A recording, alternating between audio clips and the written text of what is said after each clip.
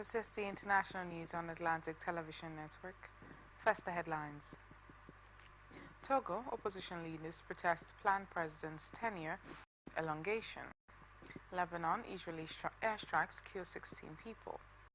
China, authorities to lift tariffs placed on Australian wine. Ukraine, Russia bombards Kharkiv with aerial ordnance.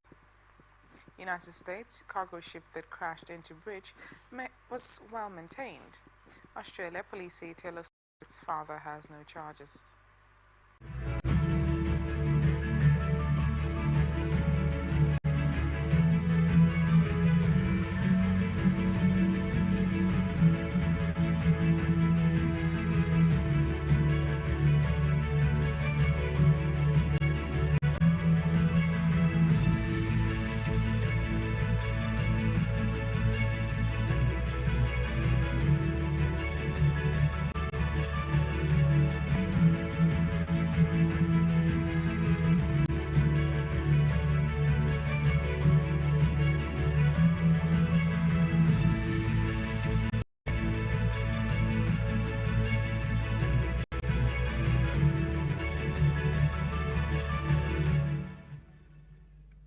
From the line across the ocean to the land beyond the mountains, through the Sahara, we bring on sport news, live analysis, expert discussions on trending stories in politics, business, socio-economy, sports, and documentaries.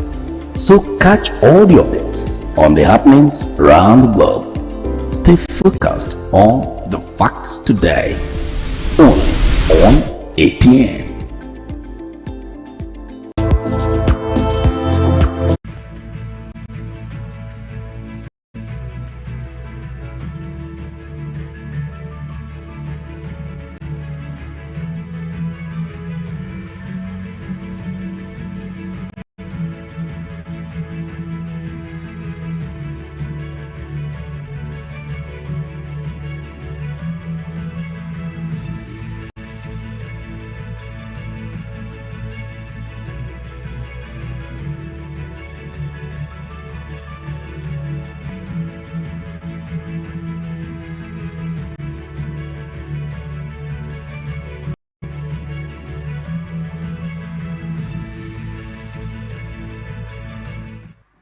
Now the news in details.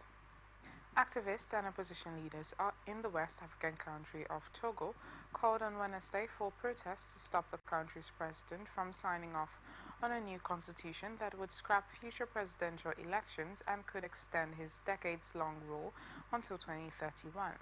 The constitution, which was passed by the country's lawmakers earlier this week, but now awaits President Farouk Gnassingbé's final approval, grants Parliament the power to choose a president, doing away with direct elections. This makes it likely that Gnassingbé would be re-elected when his mandate expires in 2025.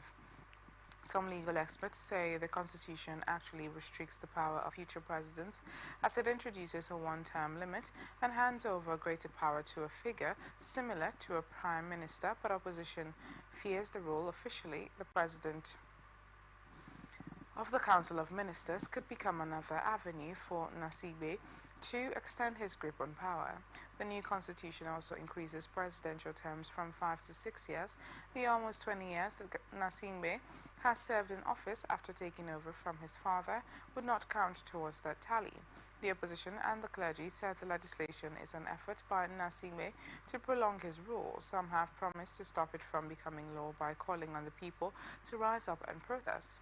We know that the struggle will be long and hard, but together with the Togolese people, we will do everything we can to prevent this constitutional coup d'etat, said Eric Dupuy, a spokesman for the opposition National Alliance for Change party. We are calling on the population to reject this, to oppose it massively, he added. However, police on Wednesday broke up a news conference called by the opposition, throwing leaders and journalists out of the venue. A group representing Togo's Catholic bishops said the parliament's mandate had expired in December ahead of the country's April 28 parliamentary elections and that the lawmakers had no right to adopt a new constitution. Senegal's little-known opposition figure, who was elected president this week in a tightly contested race, won over 54% of the votes, according to results released on Wednesday. The presidential election on Sunday marked a stunning victory for 44-year-old Bassirou Diomaye Faye, who was freed from prison less than 2 weeks ago and is now due to be the youngest leader in the West African nation. The government-backed candidate, former Prime Minister Amadou Ba, conceded to Faye on Monday. President Macky Sall, who had backed Ba, also declared Faye the winner. At a news conference in Dakar, the Court of Appeals announced Wednesday that Faye won 54.28% of the vote. Ba garnered 35.47% of the votes cast. The results are preliminary after all the votes have been counted, but are expected to be confirmed on Friday. Faye's release from prison followed a political amnesty granted just in time for the balloting. He was little known until popular opposition leader Ousmane Sonko, who was barred from running due to a prior conviction, chose Faye to run in his place. In his first speech as president-elect, Faye promised to fight corruption and reform the economy. The election came after months of unrest. Both Faye and Sonko were arrested last year, and there were concerns that the president would seek an unconstitutional third term. President Sall sought to delay the election until December, but that move was blocked by the country's constitutional court, and the government was forced to allow the election to go forward this month. The sole woman in the race, Anta Babacar Ngom, gained less than 1% of the votes. No other candidate among the 19 listed on the ballot got more than 3%, reflecting how voters were evenly divided between the two frontrunners, Ba and Faye. 4 people were sentenced Wednesday to death and 2 to life in prison for a murder that sparked widespread unrest in Tunisia and became emblematic of the country's early challenges transitioning from dictatorship to democracy after the Arab Spring. Chokri Belaid, the 48-year-old leader of the Popular Front Coalition, was a prominent critic of the Islamist party Ennahda that ascended to power after 2011 uprising toppled the country's long-term dictator. His assassination was among a spate of violent episodes that provoked protests in 2013 and became emblematic of Tunisia's early struggles to reconcile its celebrated secular traditions with the revival of long-suppressed religious ultra-conservatives. A criminal court tasked with handling terrorism cases handed down 23 sentences for Belaid's murder. The sentences, in addition to the death penalties and life sentences, ranged in length from 2 to 120 years, a public prosecutor said outside of the court. Belaid's brother, Abdelmajid Belaid, called the sentences a positive step and said that supporters were still awaiting the trial of those suspected of planning the assassination. Belaid's case was reopened last month after a former investigating judge was arrested on suspicion of concealing certain files. Wednesday's sentencing came after hours of late-night delays and lengthy deliberations due to the complexity of a very thorny case, said Mohamed Jimor, a member of Belaid's defense committee. Before his death, Belaid had earned a following for his forceful denunciations of Ennahda, which rose to power after President Zain El Abidine Ben Ali was toppled in 2011. Belaid's supporters blamed Islamists for taking an overly accommodating approach towards extremists after his assassination and later decried the slow pace of the investigation. Ennahda leaders subsequently took a harder line against fundamentalists and classified Ansar al-Sharia as a terrorist group when another left-wing politician, Mohamed Brahmi, was slain later that year. Law enforcement killed several alleged members of the Al-Qaeda-linked group suspected of involvement in Belaid's death. A series of Israeli airstrikes in southern Lebanon killed 16 people, and a barrage of rockets fired by the militant group Hezbollah killed 1 Israeli man, making Wednesday the deadliest day in more than 5 months after fighting along the border. Since the outbreak of the Israel-Hamas war in Gaza, concerns have grown about further escalation along the Israel-Lebanon frontier. Tens of thousands of people on both sides have been displaced by the violence. Wednesday's Israeli strikes targeted a Lebanese Sunni political and militant organization, the Islamic group, which has joined the Shiite militant group Hezbollah in its fight against Israel. 2 Hezbollah fighters were also killed, as was a local commander with the Amal movement, another Shiite group. The first Israeli airstrike hit a paramedic center affiliated with the Islamic group, killing 7 of its members in the village of Hebariye after midnight. Muhyiddin Karani, head of the Emergency and Relief Corps, told reporters at the scene that the paramedic center had been set up late last year. He said he was surprised the medical group had been targeted. Israel said it killed an Islamic group member involved in attacks against Israel as well as several other militants. Major General Gordon, the head of the Israel Army's Northern Command, said Israel was operating against the Islamic group and had struck a large number of operatives and was also conducting very significant strikes against Hezbollah. We are at war. We have been at war for almost a year now, and it doesn't end with Hezbollah, he told a gathering of commanders. Hours after the airstrike, Hezbollah claimed responsibility for firing rockets into the northern Israeli city of Kiryat Shimona and a military base. Hezbollah said it was retaliating for the deadly attack on the paramedic center. Yemen's Houthi rebels continue to target ships in a Mid-East waterway. Satellite pictures analyzed by press show what appears to be a new airstrip being built at an entrance to that crucial maritime route. No country has publicly claimed the construction taking place on Abu Khuri Island, a stretch of land rising out of the Indian Ocean near the mouth of the Gulf of Aden.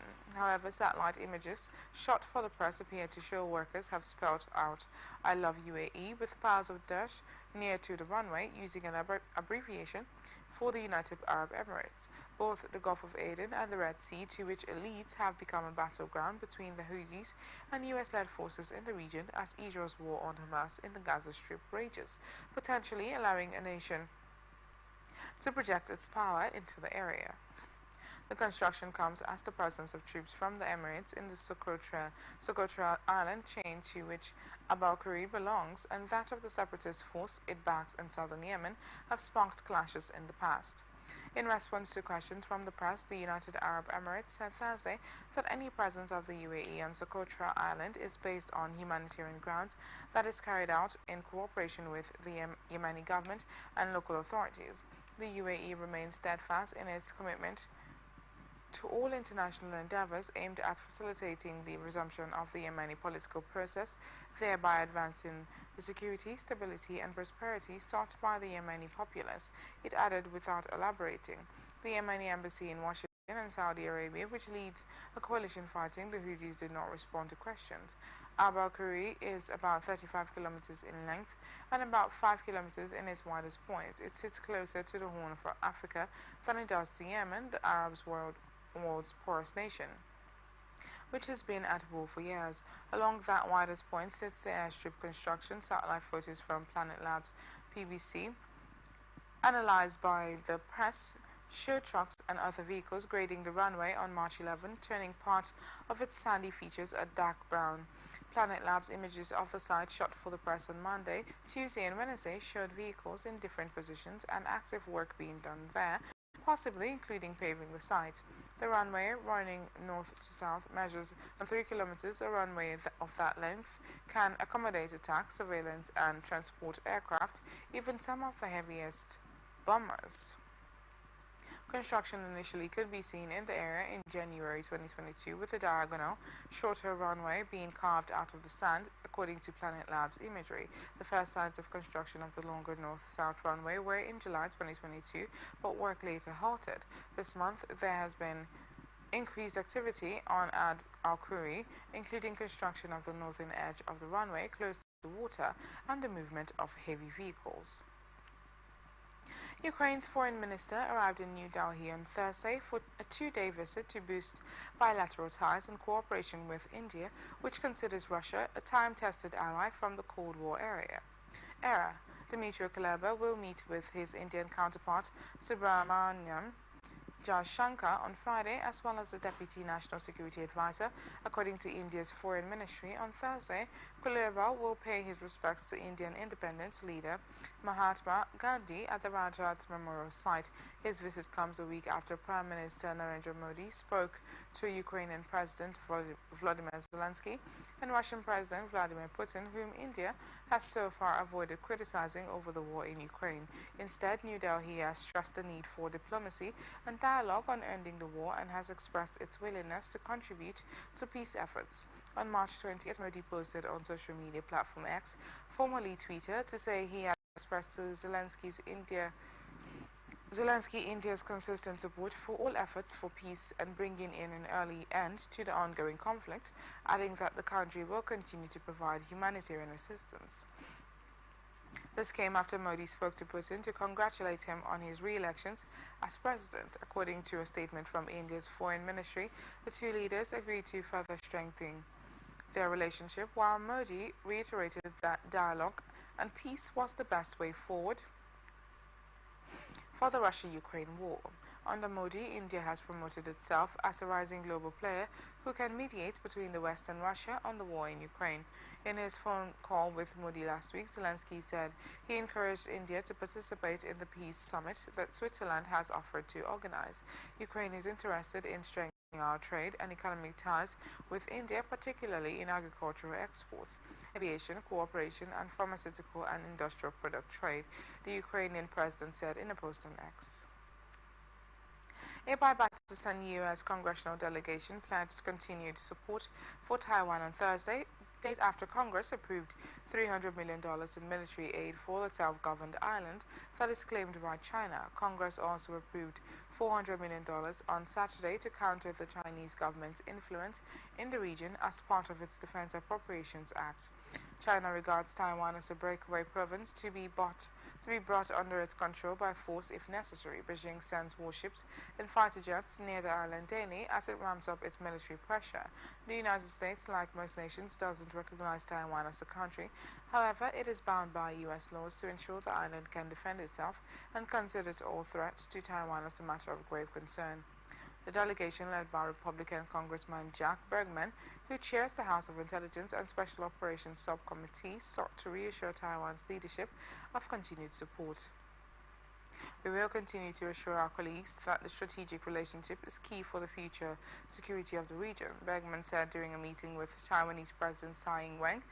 This includes a strong Taiwan maritime strategy on how we can work together on shared goals to counter China on their increasingly aggressive actions in the region, he said. Tsai thanked the Biden administration and Congress for helping to bolster Taiwan's self-defense. This support will continue to strengthen the Taiwan-U.S. partnership, she said.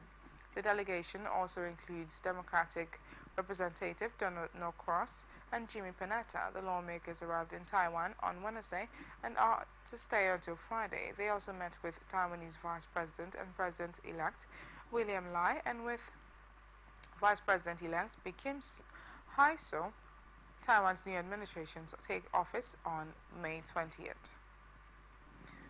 Taiwan has commissioned 2 new Navy ships as a safeguard against the rising threat from China, which has been ratcheting up its naval and air force missions around the island that it claims as its own territory to be annexed by force if necessary.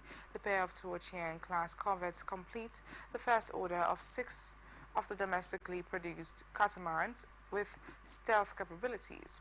The ships are relatively small, capable of carrying just 41 sailors and officers, but are fast and highly maneuverable and carry a range of missiles and deck guns aimed at countering larger Chinese vessels and rocketry. Outgoing President Tsai Ing-wen oversaw the commissioning on Tuesday at the northern port of Seoul, emphasizing her push to revitalize Taiwan's defense industries alongside extensive arms purchases and support from key ally, the United States. Tsai has also fast-tracked the production of trainer jets and the island's first home-built submarines, sometimes pushing budgets for such purchases through the legislature against resistance from representatives of the opposition Nationalist Party, which favors eventual unification with China. Ma Ying-jeou, the last president from the Nationalists, also known as the KMT, is reportedly planning a visit to China next month that could include a meeting with Communist Party leader Xi Jinping. Taiwan was colonized by China in the 1600s, but later taken over by Japan before reverting to the Republic of Nigeria. At the end of World War II, the sides then split again amid the Chinese Civil War in 1949. Xi has been building his military with an eye to consolidating China's territorial claims through the Pacific, the South China Sea, and along the contested high mountain border with India. China boasts the world's largest standing military and biggest navy with 3 aircraft carriers, but has not fought in a major conflict since its brief 1979 invasion of Vietnam. Since then, its military budget has ballooned to the world's second largest behind the US, alongside a huge expansion of its economy, which is now showing signs of losing steam. China on Thursday said it will lift tariffs placed on Australian wine over 3 years ago in a sign of improving ties between the two countries. China's Ministry of Commerce said the decision will take effect Friday. China imposed tariffs on Australian wine in 2020 during a diplomatic feud over Australia's support for a global inquiry into the origins of COVID-19. The duties on Australian wine skyrocketed above 200%. Australian wine producers took a heavy hit from the tariffs as China was Australia's top wine export destination. The Australian government welcomed the decision, saying in a statement that the tariffs were lifted at a critical time for the Australian wine industry. He Yandong, a spokesperson for China's Ministry of Commerce, said China and Australia are each other's important trade partners. We are willing to work with Australia to resolve each other's concerns through dialogue and consultation and jointly promote the stable and healthy development of bilateral economic and trade relations, he said. The trade in 2019, before the tariffs were in place, was worth 1.1 billion Australian dollars a year to the local economy. Australian Prime Minister Anthony Albanese said the level of trade would likely increase when restrictions were scrapped. We reckon that the resumption of trade, which we think is imminent, will see an even higher amount because that is what we've seen with other products that have been resumed, he said during a visit to a winery located in Australia's Hunter Valley wine region on Thursday before the lifting of tariffs was announced. China wants good, high-quality wine and Australia produces it. China imposed a raft of sanctions on Australian goods in 2020 during the most recent nadir in the bilateral relationship. It is estimated that the tariffs cost the Australian economy 20 billion Australian dollars. The head of Myanmar's ruling military council marked Armed Forces Day on Wednesday with a speech claiming that the nation's youth were being tricked into supporting the resistance against army rule and that ethnic armed groups allied with the resistance engaged in drug trafficking, natural resources, smuggling and illegal gambling. Senior General Min Aung Hlaing spoke in the capital, Naypyidaw, where thousands of military personnel paraded in an annual show of strength, even as the army has suffered a series of unprecedented battlefields, defeats that have tarnished their once invincible reputation. Min Aung Hlaing touched on familiar themes, urging the international community not to support the resistant forces, whom he blamed for disturbing the process for planned but not yet scheduled elections. Earlier this month, he told Russia's ITAR-TASS news agency that elections might be held in parts of the country that are peaceful and unstable. Many Western nations have applied sanctions against Myanmar's ruling generals because of their 2021 seizure of power and brutal suppression of opposition. Military offensives since then have displaced more than 2 million people, according to the United Nations. Min Aung Hlaing said it is disheartening to witness youths becoming scapegoats of insurgents misled by false narrative propaganda through media sabotage. He also accused unnamed ethnic armed groups of destroying the path towards forming a union based on democratic values and federalism. The army in 2021 overthrew the elected government of Aung San Suu Kyi, whom it accused of winning the 2020 election through massive voter fraud, presenting what it said was evidence disputed by independent poll watching groups. The military's suppression of protests against its takeover triggered nationwide armed resistance. Thousands of young people fled to jungles and mountains in remote border areas and made common cause with ethnic guerrilla forces, battle-hardened by decades of combat with the army in pursuit of autonomy. Pakistani authorities have shared with China the preliminary findings of an investigation into a deadly attack that killed 5 Chinese nationals and their Pakistani driver in the country's volatile northwest, officials said Wednesday. Authorities were doing DNA testing on the remains of a suicide bomber who rammed his explosive-laden car into a vehicle that was carrying the Chinese engineers and construction workers. The attack took place in Shangla, a district in Khyber Pakhtunkhwa, province where thousands of Chinese nationals work on the China-Pakistan Economic Corridor, which includes a multitude of mega projects such as road construction, power plants, and agriculture. The CPEC is a lifeline for Pakistan's cash-strapped government currently facing one of its worst economic crises. The 5 Chinese nationals were heading Tuesday to the Dasu Dam, the biggest hydropower project in Pakistan, where they worked. Their remains were transported to the capital, Islamabad. Local police official Altaf Khan said, adding that the deceased had a police escort when the attack happened. Khan said DNA testing was necessary as the bomber's face was beyond recognition. He hoped the results of the DNA test will help in identifying the bomber. Pakistani officials said they shared the latest investigation. Developments with their Chinese counterparts. China is expected to send its own experts Wednesday to the attack site to conduct an independent investigation while collaborating with Pakistani authorities. Khan also said they have further expanded a search started a day earlier for the attacker's possible accomplices. The UN Security Council, in a statement Wednesday, condemned in the strongest terms the heinous and cowardly terrorist attack. The Council underlined the need to hold perpetrators, organizers, financiers, and sponsors of these reprehensible acts of terrorism accountable and bring them to justice.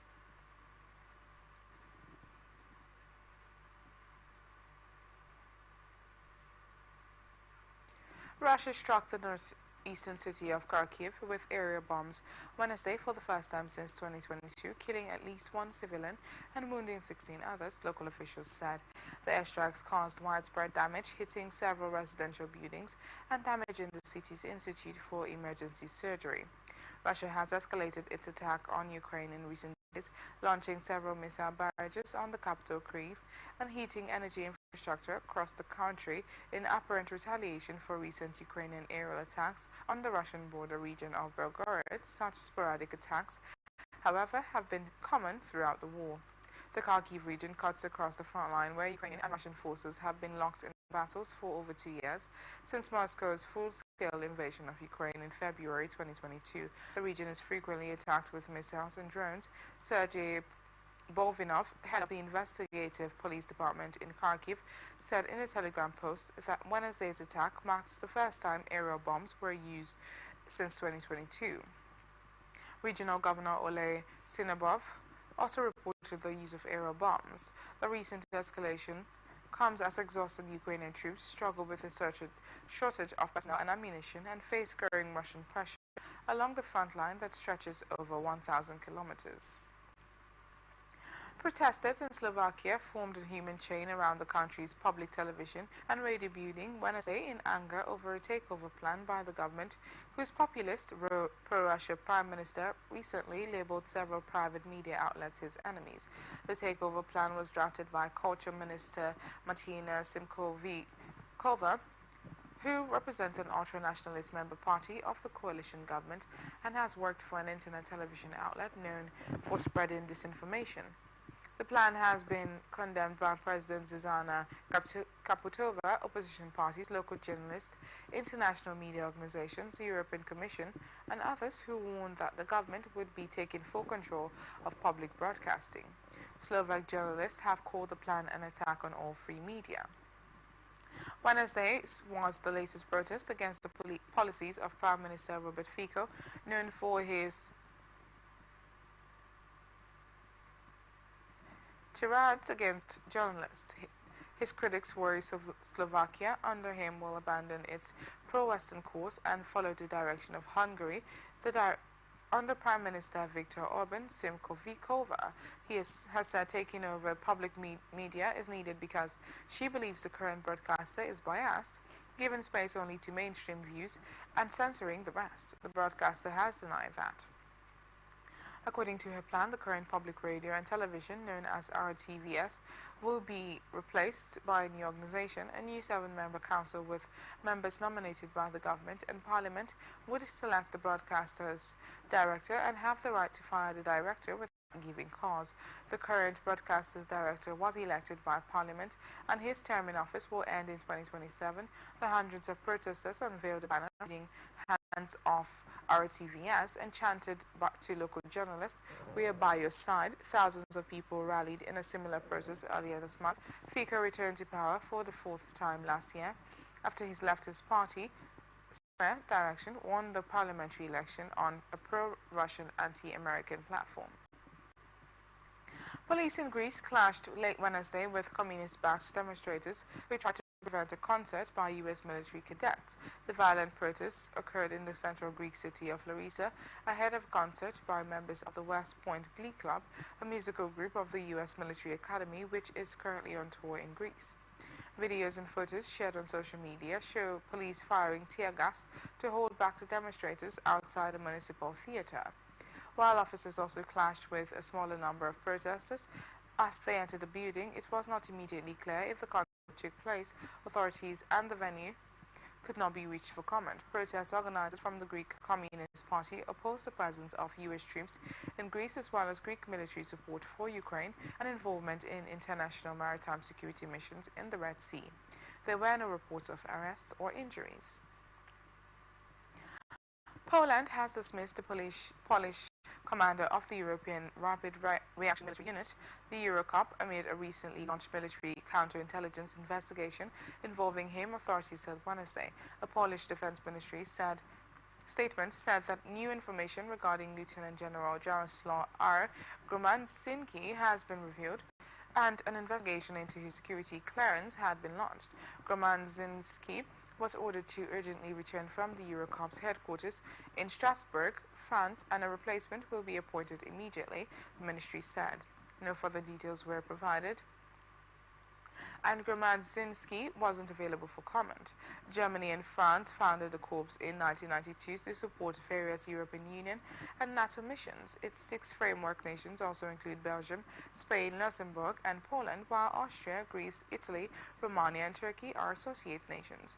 The Eurocorps has served on stabilization and security missions in the Balkans and in Afghanistan, as well as on training missions in Africa.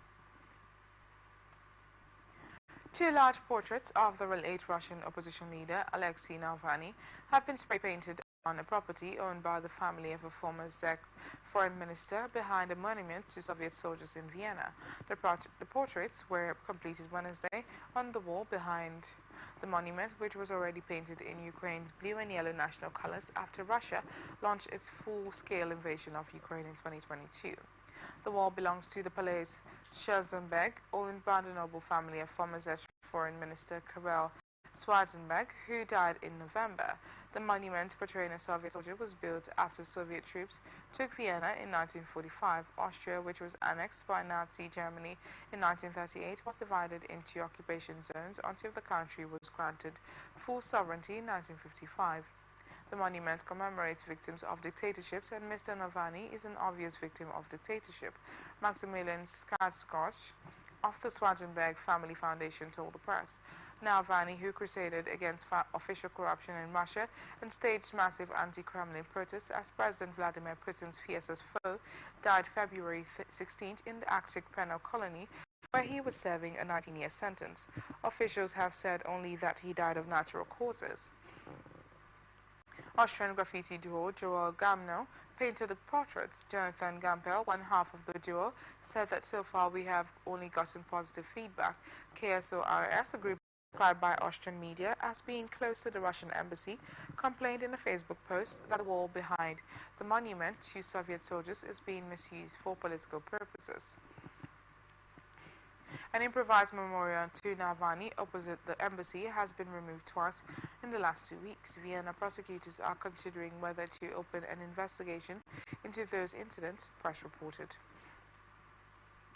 Portugal's newly elected parliament on Wednesday voted in a new House Speaker, following a potentially important deal between the country's 2 main centrist parties. The chamber elected José Aguirre Branco of the Social Democrats by 160 votes in favor, well above the 116 needed. The vote came after the Social Democrats reached a deal whereby Aguirre Branco will hold the post for 2 years, after which a Socialist Party candidate will take over.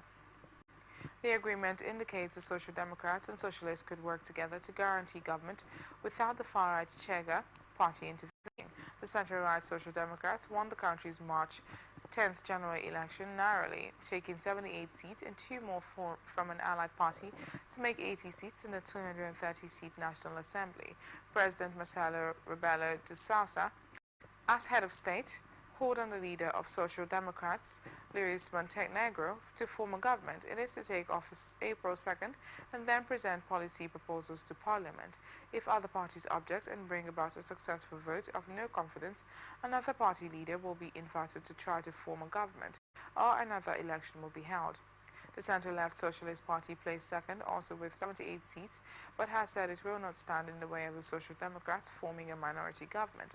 The vote came a day after the Parliament voted 3 times for House Speaker, with no winner, raising the spectre of fresh elections. The House Speaker oversees a presiding council that monitors Parliament sessions and sets the legislative calendar.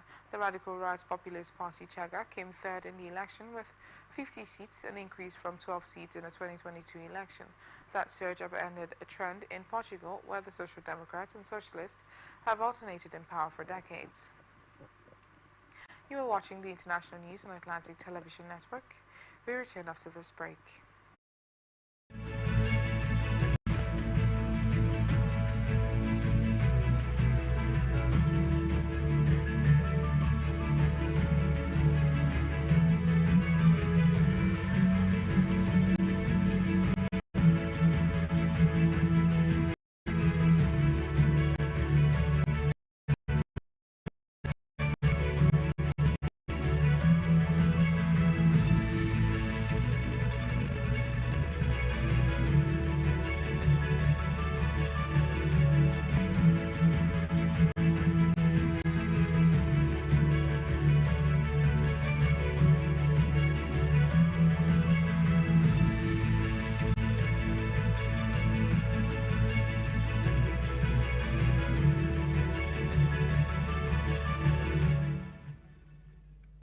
From the line across the ocean to the land beyond the mountains, through the Sahara, we bring on sport news, live analysis, expert discussions on trending stories in politics, business, socio-economy, sports, and documentaries. So catch all the updates on the happenings around the globe. Focused on the fact today. Only on 18.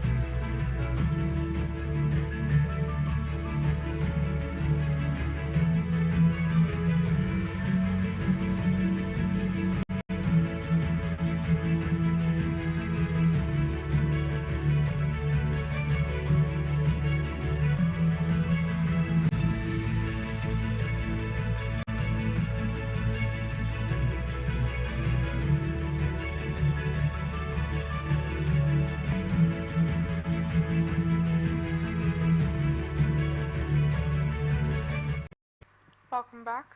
This is the international news on Atlantic Television Network. Now the rest of our stories.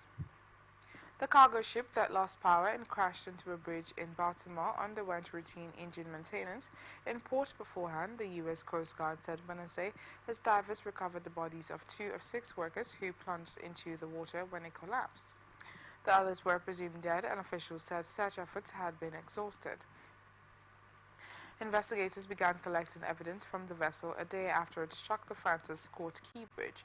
The bodies of the 2 men were located in the morning inside a red pickup submerged in about 25 feet of water near the bridge's middle span. Colonel Roland L. Butler Jr., Superintendent of Maryland State Police, announced at an evening news conference. He identified the men as Alejandro Hernandez Fuentes, 35, who was from Mexico and living in Baltimore, and Dolian Ronald Castillo Cabrera, 26, who was from Guatemala and living in Dundalk, Maryland. The victims, who were part of a construction crew fixing potholes on the bridge, were from Mexico, Guatemala, Honduras, and El Salvador, Butler said. Maryland Governor Westmore addressed their families in Spanish during the news conference, saying "Estamos contigo ahora y siempre," which means "we are with you now and always." As the search for victims under a Baltimore bridge continues, survivors of previous bridge disasters share their stories with the press. All such efforts have been exhausted, and based on sonar scans, authorities Family believe the other vehicles with victims are encased in material from the collapsed bridge. Butler said divers are to resume searching once the debris is cleared. Coast Guard Rear Admiral Shannon Gilreath said at the news conference that authorities were informed that the ship was going to undergo the maintenance. As far as the engine goes, we were not informed of any problems with the vessel, he said.